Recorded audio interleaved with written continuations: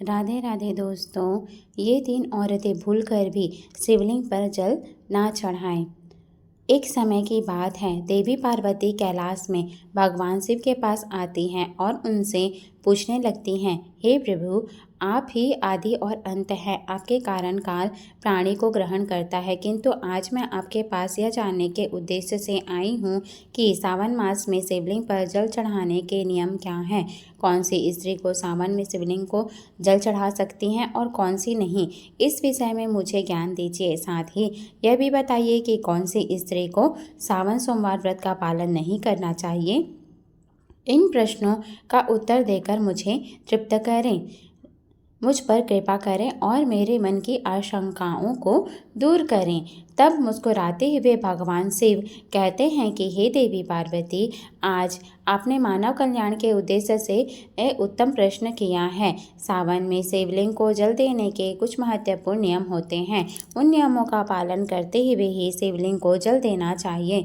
यदि कोई व्यक्ति इन नियमों का पालन नहीं करता है तो उसे महापाप लगता है। हे देवी, मैं उस स्थान से रुष्ट होकर चला जाता हूँ जहाँ पर इन नियमों का पालन नहीं किया जाता।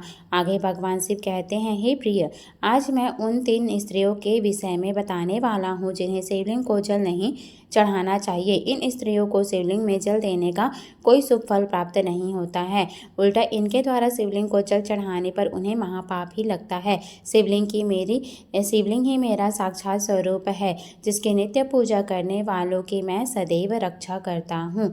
आपने देखा होगा कि किस प्रकार मात्र 12 वर्ष की आयु वाले मरकंडे को अमर होने का वरदान प्राप्त हुआ था। हे पार्वती, शिवलिंग को जल चढ़ाने के नियम बताने से पूर्व मैं आपको मेरी परम भक्त हर्षिता की एक प्राचीन कथा सुनाता हूँ, जिसे आप ध्यान से सुनिए। जो भी स्त्री सावन माह में इस प्राचीन कथा का श्रवण करती है, उसे शिवलिंग को 100 वर्षों तक जल अर्पण करने का पुण्य प्राप्त होता है। इस कथा को जो भी भक्त पूरा ध्यान से सुनता है और इसका प्रचार करता है, उसके दुखों का नाश होता है और उसकी दरिद्रता दूर होती है। वह इस संसार की मोह माया से विरक्त हो जाता है। तब माता पार्वती कहती हैं कि हे स्वामी, आपके मुख से इस कथा का श्रवण सुनना बड़े सौभाग्य की बात है। कृपया आप मुझे वह कथा कहिए, मैं इसे ध्यान से पूरा अवश्य सुनूंगी। तब भगवान देवी पार्वती को वह कथा सुनाने लगते हैं। इस कथा को आप ध्यान से पूरा अवश्य सुनिएगा, क्योंकि आधा अधूरा ज्ञान घातक हो सकता है। तो चलिए आपको सुनाते हैं वह कथा जिसे भगवान भोलेनाथ ने देवी पार्वती को सुनाया था। आप सभी से निवेदन है कि कथा सुनने से पहले कमेंट में हर हर महादेव लिखकर अपनी हाजिरी अवश्य लगाएं। भगवान शिव कहते हैं, हे देवी पार्वती, पूर्व काल की बात है। अक्षयपुरी नगर में आरव नाम का एक ब्राह्मण निवास करता था। आरव बहुत ही बुद्धिमान, रूपवान, गुणवान और सभी शास्त्रों में पारंगत था। उसने वेदों का भी अध्ययन किया था। उसी के नगर के पास एक और नगर था, जिसमें गोपाल नाम का एक विद्वान ब्राह्मण रहता था। उसकी एक पुत्री थी जिसका नाम हर्षिता था। वह भगवान शिव की बड़ी सेवा भाव से भक्ति करती थी। नित्य शिवलिंग पर जल देना और उचित नियमों के साथ पूजा आराधना करने के बाद ही उसकी दिनचर्या की शुरुआत होती थी। हर्षिता ने मन चाहे वर को प्राप्त करने हेतु 16 श्रावण सोमवार के व्रत भी किए थे। उसके पिता गोपाल ने बड़े ही लाड प्यार से अपनी पुत्री का लालन पालन किया था। उसकी पुत्री अत्यंत रूपवती और गुणवान थी। जब हर्षिता विवाह के योग्य हुई तो गोपाल को अपनी पुत्री के विवाह की चिंता सताने लगी। इसलिए उसने अपनी पत्नी से कहा कि प्रिय, अब हमारी पुत्री जवान हो चुकी है, इसलिए अब इसका विवाह हमें एक कर देना चाहिए। तब उसकी पत्नी कहती है, हे स्वामी, मेरी दृष्टि में एक विद्वान ब्राह्मण है जो मेरे भाई के नगरी अक्षयपुरी में रहता है, जिसका नाम आरव है। मैं तो कहती हूँ हमारी पुत्री का विवाह उन्हीं श्रेष्ठ ब्राह्मण के साथ करा दिया जाए। तब गोपाल कहता है कि हे प्रिय, तुम ठीक कहती हो। मैंने भी आरव जी के विषय में बहुत सुना है, इसलिए अगर संभव होगा तो हम हमारी पुत्री का विवाह उन्हीं के साथ ही करेंगे। मैं कल ही उनके पास अपनी पुत्री के विवाह का प्रस्ताव लेकर जाता हूँ। फिर गोपाल अपनी पुत्री के विवाह का प्रस्ताव लेकर आरव के घर जाता है। तभी आरव घर में अपने माता पिता की सेवा कर रहा होता है। जब गोपाल आरव को अपने माता पिता की सेवा करते देखता है तो वह बड़ा खुश होता है और प्रसन्नतापूर्वक उसे निहारते हुए सोचता है कि यह ब्राह्मण पुत्र तो कितना महान है, यह तो बड़ी प्रसन्नता से अपने माता पिता की सेवा कर रहा है। जब गोपाल को आरव द्वार पर खड़ा हुआ दिखाई देता है तो उनका स्वागत करता है और कहता है कि हे विप्रवर, पधारिए, आपका स्वागत है, कहिए मैं आपकी किस प्रकार से सहायता कर सकता हूँ। आरव का अतिथि सत्कार देखकर गोपाल बहुत प्रसन्न हो जाता है। वह देखता है कि आरव का घर अत्यंत पवित्र और शुद्ध होता है। उसके घर में पूरी विधि विधान के साथ शिवलिंग स्थापित किया गया है और वह उसकी नित्य पूजा करता था। इसी कारण से गोपाल को विश्वास हो जाता है कि आरव की ही उसकी पुत्री के लिए सर्वोत्तम वर है। तभी गोपाल आरव से कहता है कि हे पुत्र, आज मैं आपके पास मेरी पुत्री के साथ आपके विवाह का प्रस्ताव लेकर आया हूँ। मेरी पुत्री के लिए आपके समान श्रेष्ठ वर कहीं और नहीं मिल सकता। तब आरव के माता पिता भी यह बात सुनकर प्रसन्न हो जाते हैं और आरव को विवाह के लिए मना लेते हैं। फिर आरव भी विवाह के लिए तैयार हो जाता है। समय के अनुसार विवाह का मुहूर्त तय किया जाता है और एक पवित्र स्थान पर आरव और हर्षिता का विवाह संपन्न किया जाता है। हर्षिता के सुंदर और मनमोहक रूप को देखकर आरव भी बहुत प्रसन्न होते हैं। हर्षिता अत्यंत सुंदर, गुणवान और चरित्रवान स्त्री थी। विवाह के बाद जब हर्षिता आरव के घर पर जाती है तो वह अभी अपने पति और सास ससुर की बड़ी सेवा करती है। अपनी मधुर वाणी और कार्यों से वह सभी के मन को जीत लेती है। हर्षिता के ससुराल वाले भी उसके कार्य से बहुत संतुष्ट और सदा ही प्रसन्न रहते हैं।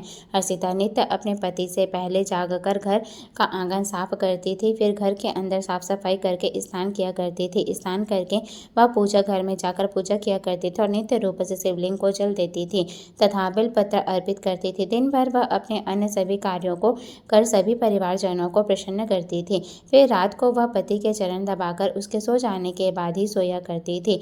हर्षिता के अंदर एक पवित्रता नारी के सभी लक्षण थे और वह अपने पति को ही परमेश्वर मानकर उनकी सेवा करती थी। हर्षिता ने कभी अपने पति के अलावा अन्य पुरुष के विषय में विचार नहीं किया। वह सत्य धर्म का पालन करने वाली और धर्म कार्य करने वाली पवित्र स्त्री थी। उसने कभी कोई अशुभ कार्य नहीं किया। हर्षिता ने एक सात्विक और सरल स्वभाव को देखकर माँ लक्ष्मी भी उस पर बहुत प्रसन्न थी। माँ लक्ष्मी स्वयं चलकर उसके घर में आकर निवास करने लगे, जिससे हर्षिता के जीवन में सुख समृद्धि और भी अधिक बढ़ गई।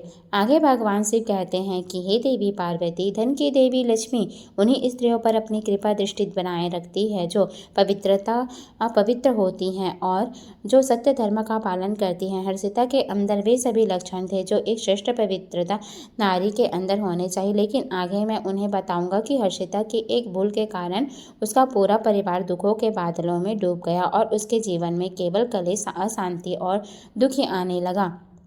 हे देवी पार्वती, एक दिन की बात है जिसके अगली सुबह श्रावण मास आरंभ होने वाला था और संयोग से उस दिन अमावस्या भी थी। तब हर्षिता ने दोपहर के भोजन में सब्जी और चावल बनाई थी।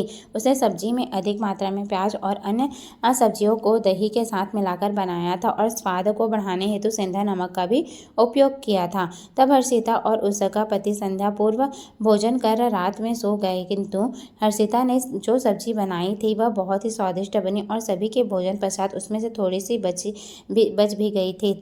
जब अगली सुबह आरव और हर्षिता जल्दी उठे तो उन्हें रात में बनाई हुई सब्जी बहुत पसंद आई और उन दोनों ने उसे दूसरे दिन भी खा लिया। कहते हैं कि प्याज के अधिक सेवन करने से मनुष्य को कामुकता बढ़ जाती है। या अब उन दोनों के साथ यही हुआ। हर्षिता का पति अत्यंत कामतुर होकर सुबह स्नान करने के पश्चात हर्षिता के पास आया और उसने हर्षिता के साथ शारीरिक संबंध स्थापित किया, जिससे हर्षिता का शरीर अपवित्र हो गया। लेकिन हर्षिता का मन भी काम के प्रभाव में ही था, इसलिए वह भी अपने नित्य नियम को भूल गई और उसने पति के साथ संबंध बनाने के बाद बिना स्नान के ही शिवलिंग को स्पर्श किया और जल चढ़ा दिया, जिससे हर्षिता के शरीर में मोह ने प्रवेश कर लिया। इस अपवित्र अवस्था को देख शिव जी अपने ही भक्त से रुष्ट होकर वहां से चले जाते हैं। तब से हर्षिता के शरीर में निवास कर रहे उस मोह ने उसे सभी धर्म कार्यों से वंचित कर दिया और उसने अपने सभी श्रावण सोमवार व्रतों के पुण्य को भी नष्ट कर दिया। उन दोनों ने अनजाने में लहसुन प्याज का सेवन किया और सोमवार के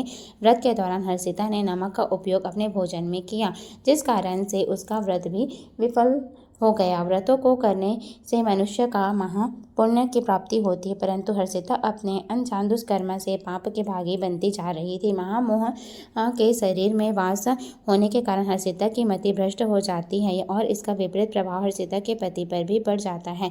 वह भी सदा कामतुर होकर हर्षिता के साथ भोग विलास करने लगा। उसका मन सदैव ही काम वासना में लगा रहता था। फिर एक दिन हर्षिता ने पति ने सभी सीमाओं का उल्लंघन किया और हर्षिता ने मासिक धर्म के दौरान ही उसके साथ संबंध स्थापित किया, जिससे हर्षिता के शरीर में निवास कर रहा ब्रह्म हत्या का पाप उसके पति के शरीर में प्रवेश कर गया।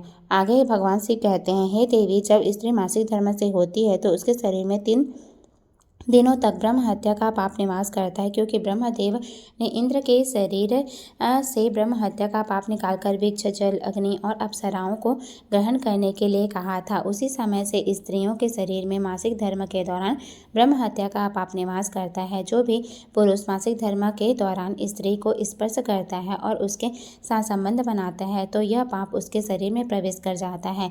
वही ब्रह्म हत्या का पाप हर्षिता के आया। आगे भगवान शिव कहते हैं, हे देवी, जब स्त्री मासिक धर्म से होती है तो उसके शरीर में 3 दिनों तक ब्रह्म हत्या का पाप निवास करता है, क्योंकि ब्रह्मदेव ने इंद्र के शरीर से ब्रह्म हत्या का पाप निकालकर वृक्ष, जल, अग्नि और अप्सराओं को ग्रहण करने के लिए कहा था। उसी समय से स्त्रियों के शरीर में मासिक धर्म के दौरान ब्रह्म हत्या का पाप निवास करता है। जो भी पुरुष मासिक धर्म के दौरान स्त्री को स्पर्श करता है अथवा उसके साथ संबंध बनाता है तो यह पाप उसके शरीर में प्रवेश कर जाता है। वहीं ब्रह्म हत्या का पाप हर्षिता के पति के शरीर के अंदर प्रवेश कर गया और वह जमीन पर गिर पड़ा और उसे तुरंत ही कुष्ठ रोग हो गया। उसके अंग अंग जलने लगे और उसके शरीर पर छाले पड़ गए। उसके पूरे शरीर से रक्त और पीपल की बदबू आने लगी और वह दर्द से चीखने चिल्लाने लगा, हाय, यह मुझसे क्या अपराध हो गया? मेरे द्वारा यह कैसा भयंकर पाप हो गया? मैंने सब कुछ जानने के बावजूद महापाप किया है। हे भोलेनाथ, अब मेरी रक्षा करोगे? तभी हर्षिता की सांस तुरंत उस स्थान पर आ गई। उसने देखा कि उसका पुत्र कुष्ठ रोग से ग्रसित होकर जमीन पर गिर पड़ा है। वह क्रोध में आकर हर्षिता से कहने लगी, अरे उल्टा पापिनी, तुमने यह क्या कर डाला? अपने ही पति का धर्म भ्रष्ट कर डाला। तूने उसके साथ मासिक पीड़ा में क्यों संबंध बनाया? अपने पति की ऐसी हालत देखकर हर्षिता बहुत घबरा गई और जोर जोर से रोने लगी और कहा, सासू माँ, मुझे क्षमा कर दो। मुझसे बहुत बड़ा अपराध हो गया है। काम के वशीभूत होकर मेरे द्वारा यह अपराध हो गया है। तब हर्षिता की सास ने कहा, हे पापनी, तू इस घर से अभी के अभी चली जा। तुझ जैसी कुटिला स्त्री को इस घर में नहीं रहना चाहिए। तूने मेरे बेटे के जीवन को नरक बना दिया और पता नहीं आगे और क्या करेगी। हर्षिता कहती है, सासू माँ, मैं कहाँ जाऊँगी? मेरे पति के अलावा मेरा कोई नहीं है। मैं उन्हें छोड़कर जीवित नहीं रह सकती। तू कहीं भी जाकर मर जा, लेकिन अब तू इस घर में निवास नहीं कर सकती। इतना कहकर हर्षिता की सास ने उसे धक्के मारकर घर से निकाल दिया। फिर हर्षिता दुखी होकर घर से निकल गई। उसे अपनी भूल पर बड़ा पछतावा होने लगा। उसे कुछ भी समझ में नहीं आ रहा था कि वह क्या करे। तब हर्षिता चलते चलते एक वन में जाती है। उसी वन में एक शिव मठ होता है। तब वह उस मठ पर सहायता मांगने के लिए जाती है तो वहाँ पर कोई नहीं होता है। हर्षिता वहाँ पे बैठ जाती है और अपने दोस्तों के विषय में सोचते हुए दुखी होने लगती है। फिर कुछ समय के बाद एक साधु उस आश्रम पर आते हैं जो कि मठ के पुजारी होते हैं। जब वे साधु एक स्त्री को अपने मठ पर दुखी बैठा हुआ देखते हैं तो आश्चर्यचकित हो जाते हैं और पास जाकर उस स्त्री से पूछने लगते हैं, हे कल्याणी, तुम कौन हो और किस कारण से इस स्थान पर अकेले बैठी हो? तुम्हारे दुख का क्या कारण है? कोई गुप्त बात ना हो तो अवश्य बताओ, शायद मैं तुम्हारी कोई मदद कर सकूं। तब हर्षिता कहती है, हे मुनिवर, मेरा नाम हर्षिता है। मेरे द्वारा घोर पाप हो गया है। उसी कारण से मैं अपने परिवार से बिछड़कर इस स्थान पर आ गई हूँ। तब साधु कहते हैं, हे देवी, यह क्या है? क्या कह रही हो तुमने कौन सा पाप किया है? मुझे विस्तार से बताओ। मैं तुम्हारी कोई सहायता करने का प्रयत्न अवश्य करूँगा। हर्षिता कहती है, हे मुनिवर, मेरे द्वारा घोर पाप हो गया है। मासिक धर्म के दौरान मैंने अपने पति के साथ संबंध बनाया था। इसी कारण से मेरे पति कुष्ठ रोग से ग्रसित हो गए हैं और दुख भोग रहे हैं। फिर साधु कहते हैं, बेटी तुम चिंता मत करो, तुम्हारे द्वारा जो पाप हुआ है उसका पश्चाताप करो, तुम्हें पाप से मुक्ति अवश्य मिल जाएगी। तुम इस मठ में रहकर भगवान शिव शंकर की पूजा करो, शिवलिंग को नित्य जल दो और बेलपत्र अर्पण करो, क्योंकि यही तो पूरे संसार के पिता हैं। जो भी इनके शरण में आता है उनका उद्धार निश्चित ही होता है और तुम्हारा पति भी जल्दी ही ठीक हो जाएगा। फिर हर्षिता वहीं पर उसी शिव मठ में रहकर भगवान शिव और शिवलिंग की नित्य पूजा करने लगती है। रोज स्नान करके वह ब्रह्मचर्य का पालन करते हुए शिवलिंग को जल चढ़ाती है और शिवलिंग पर बेलपत्र अर्पण करती है। इसके साथ ही भगवान शिव को मिष्ठान भोग लगाती है और उस मठ में मौजूद सभी गायों को चारा डालती है, उनकी सेवा करती है। दिन भर वह मठ के मंदिर में भगवान शिव की मूर्ति के आगे बैठकर भगवान शिव जी की भक्ति करने लगती है, उनकी स्तुति करती है और फिर से अपने पति के मंगल होने के लिए 16 सोमवार का व्रत भी करती है। इस प्रकार से 1 वर्ष बीत जाता है, किंतु वहीं दूसरी ओर भगवान शिव भी उसकी परीक्षा ले रहे होते हैं। अब अलग श्रावण मास प्रारंभ होता है। तब साधु महाराज कहते हैं, पुत्री तुम इस श्रावण मास में सभी सोमवार का व्रत करो और शिव जी का ही सदैव ध्यान करो और याद रहे कि कोई भूल ना हो। अब मैं तुम्हें श्रावण सोमवार व्रत के विषय में विस्तार से बताता हूँ, तुम इसे ध्यान से सुनो। किसी भी स्त्री या पुरुष को श्रावण माह में किसी भी प्रकार के तामसिक पदार्थों का सेवन नहीं करना चाहिए। परहेज की गई किसी भी वस्तु का सेवन नहीं करना चाहिए। हे पुत्र, शिवलिंग पर भूल से भी केतकी के फूल या तुलसी पत्र को अर्पण नहीं करना चाहिए और ना ही शिव जी की पूजा में शंख का उपयोग करना चाहिए। शिवलिंग पर कभी भी हल्दी, कुमकुम और सिंदूर अर्पण नहीं करना चाहिए। अब तुम सच्चे मन से भोलेनाथ की पूजा आराधना करो, वे अवश्य तुम्हारी सभी इच्छाओं को पूर्ण करेंगे। अब हर्षिता इसी प्रकार से सोमवार के व्रतों का पालन करती है, किंतु उसे कोई भी साक्षात्कार या अनुभव नहीं हो रहा था, जिससे हताश होकर वह एक दिन मन में आत्महत्या करने का विचार करती है, क्योंकि उसके जीवन में किसी भी प्रकार का सुधार उसे नजर नहीं आ रहा था। तब वह शिव मठ के पास वाली नदी के किनारे जाती है और भगवान शिव का स्मरण करते हुए जल समाधि ले लेती है, किंतु उसी समय एक चमत्कार हो जाता है। जिस प्रकार से हर्षिता जल में प्रवेश करती है, ठीक उसी प्रकार से वह वापस जल से बाहर आ जाती है। जब वह अपनी आंखें खोलती है तो उससे सामने स्वयं भगवान शिव प्रकट हो जाते हैं। भगवान शिव हर्षिता के दृढ़ निष्ठा और भक्ति से अत्यंत प्रसन्न हो जाते हैं और हर्षिता को साक्षात दर्शन देते हैं।